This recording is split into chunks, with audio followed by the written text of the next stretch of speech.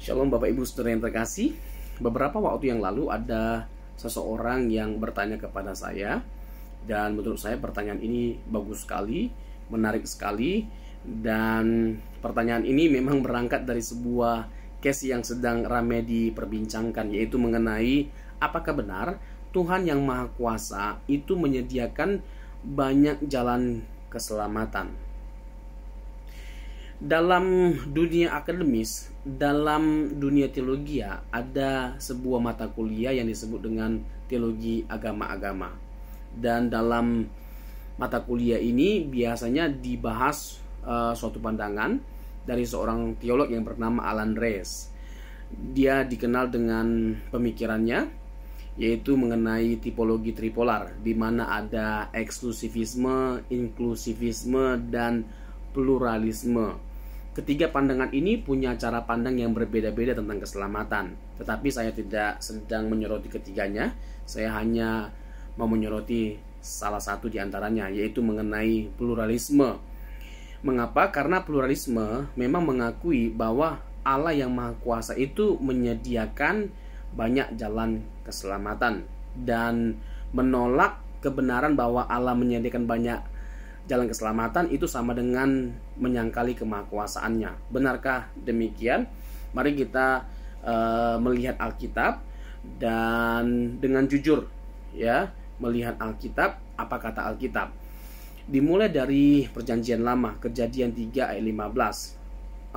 Ayat ini disebut sebagai protoevangelium oleh seorang bapak gereja yang bernama Irenaeus. Ayat penginjilan pertama sekali, di mana Tuhan berjanji akan menghadirkan seorang juru selamat. Allah berinisiatif untuk menyelamatkan umat manusia dengan menghadirkan seorang juru selamat ketika manusia jatuh dalam dosa, Kejadian 3. Lalu di pasal yang sama Tuhan menyatakan janji keselamatan bagi umat manusia.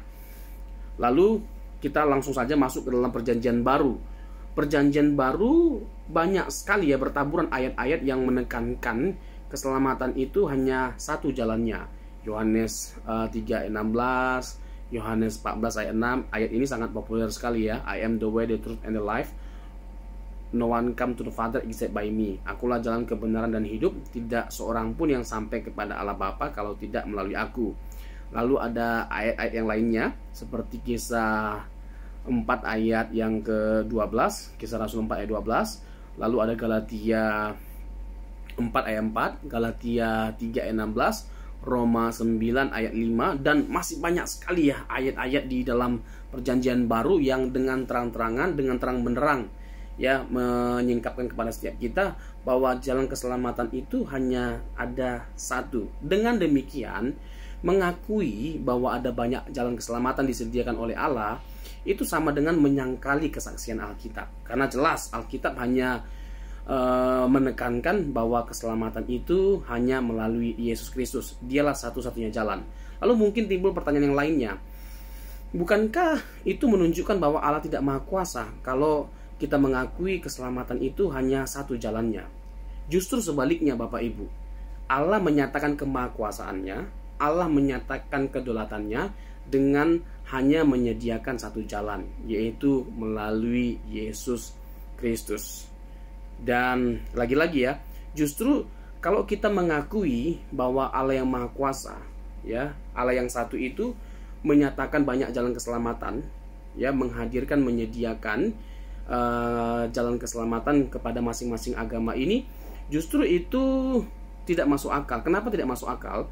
Karena setiap agama-agama ini punya cara pandang yang berbeda-beda tentang Tuhan, punya cara pandang yang berbeda-beda tentang kehidupan, tentang keselamatan, tentang surga. Sehingga ini cukup membuat kita berkesimpulan bahwa tidak mungkin ada banyak jalan keselamatan. Contoh, kita mengakui Yesus itu juru selamat, kita mengakui Yesus itu adalah Allah, kita mengakui bahwa Dia adalah Allah yang berinkarnasi, ya, menjelma menjadi manusia. Tetapi ada yang menolak itu. Agama-agama lain tidak setuju dengan apa yang kita yakini, bahwa Yesus itu adalah Allah, Yesus itu adalah juru selamat.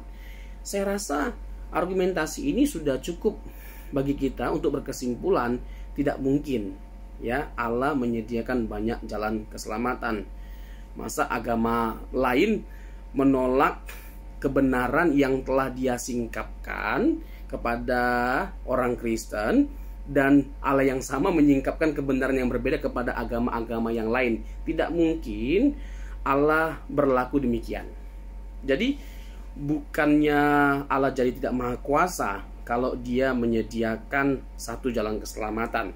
Justru Allah menyatakan kemahakuasaannya dengan menetapkan satu jalan, yaitu melalui Yesus Kristus. Dan tidak bisa tidak melalui Yesus Kristus, harus melalui Yesus Kristus.